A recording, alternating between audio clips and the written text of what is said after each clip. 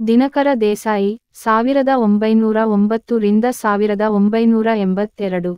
ತಮ್ಮ ಚೌಪದಿಗಳ ಮೂಲಕ ಪತ್ರಿಕೆಗಳಲ್ಲಿ ದಿನದ ಪ್ರಸ್ತುತ ಸಂದರ್ಭವನ್ನು ರಾಜಕೀಯ ಧರ್ಮ ಯಾವುದೇ ಇರಲಿ ಓದುಗರ ಮನಮಟ್ಟುವಂತೆ ಕಾವ್ಯಕ್ಕೆ ವಸ್ತುವಾದವರು.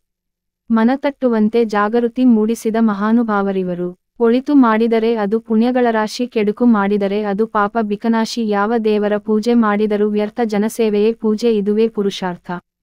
ಸಂಸ್ಕೃತ ಸುಭಾಷಿತಕ್ಕೆ ಸರಿಸಮಾನವಾದಂತಹ ಜೀವನ ಸಾಫಲ್ಯದ ಕುರಿತಾಗಿ ಬರೆದವರು ದಿನಕರ ದೇಸಾಯಿಯವರು.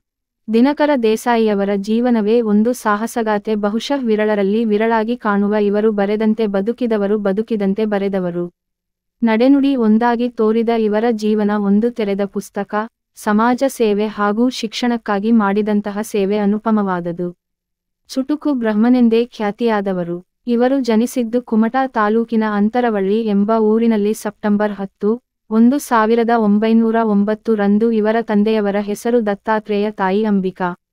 ಮುಂಬಯಿ ವಿಶ್ವವಿದ್ಯಾಲಯದಿಂದ ಸ್ನಾತಕೋತ್ತರ ಪದವಿ ನಂತರ ಕಾನೂನು ಪದವಿ ಗಳಿಸಿ ಬೆಳಗಾವಿಯಲ್ಲಿ ವಕೀಲ ವೃತ್ತಿಗಿಳಿಯುತ್ತಾರೆ.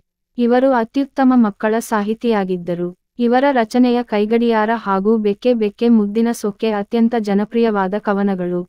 ನಿತ್ಯ ಸತ್ಯ ಘಟನೆಗಳ ಕುರಿತಾಗಿ ಬರೆದ ಚೌಪದನಗಳು ದಿನಪತ್ರಿಕೆಯಲ್ಲಿ ಕೋಲಾಹಲವನ್ನೇ ಉಂಟು ಮಾಡಿದವು. ಹೂಗೊಂಚಲು, ದಿನಕರನ ಚೌಪದಿಗಳು, ನಾ ಕಂಡ ಪಡುವಣ ಪ್ರವಾಸ ಕಥನ ಪ್ರಮುಖ ಕೃತಿಗಳಾಗಿವೆ. ಇಂಗ್ಲಿಶ ಭಾಷೆಯಲ್ಲಿ ಇವರು ಬರೆದಿದ್ದು ಶ್ರೇಷ್ಠ ಭಾಷಣಕಾರರಾಗಿ, ಚಿಂತಕರಾಗಿ, ಆಡಳಿತಗಾರರಾಗಿ ಖ್ಯಾತಿ ಹೊಂದಿದರು. ದಿನಕರ ದರ್ಶನ ಎಂಬುದು ಇವರ ಅಭಿನಂದನಾ ಗ್ರಂಥ. ಗೋಖಲೆ ಸ್ಥಾಪಿಸಿದ ಭಾರತ ಸೇವಾ ಸಮಾಜದ ಸದಸ್ಯರಾಗಿ ಕಾರ್ಮಿಕ ಸಂಘಟನೆಗೆ ಶ್ರಮಿಸಿದರು.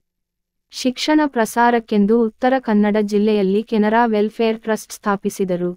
ಪ್ರಾರಂಭದಲ್ಲಿ ಮುಂಬೈ ನಗರಸಭೆಯ ಸದಸ್ಯರಾಗಿ ನಂತರ ಲೋಕಸಭೆಯ ಸದಸ್ಯರಾಗಿಯೂ ಸೇವೆ ಸಲ್ಲಿಸಿದರು. ಹಾಗೆ 1977 ರಲ್ಲಿ ಕರ್ನಾಟಕ ಸಾಹಿತ್ಯ ಅಕಾಡೆಮಿ ಪ್ರಶಸ್ತಿ ಲಭಿಸಿತು. ಇವರು ನಿಧನರಾದದ್ದು ನವೆಂಬರ್ 7, 1982 ರಂದು.